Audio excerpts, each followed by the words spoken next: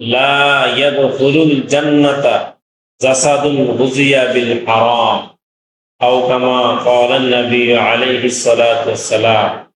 মদিনার নবী বলেন, হারাম ভক্ষণকারী শরীর বেহেশতে প্রবেশ করবে না। যে ব্যক্তি নাকি হারাম খায়, হারাম ভক্ষণ করে, এই ব্যক্তির শরীরটা হারাম শরীরটা যদি গঠন গঠন করা হয় এবং এই শরীরটা জাহান্নামে চলে যাবে।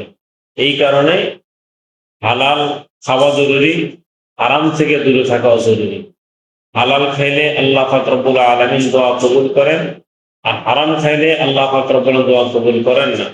আর যেগুলা হারাম খায় এগুলা ইসলামের বিরুদ্ধে কথা বলে, আলেমদের বিরুদ্ধে কথা বলে, এগুলা যেহেতু রুজিতে হলো হারাম, কথাটা বের হয় হারাম অনুযায়ী।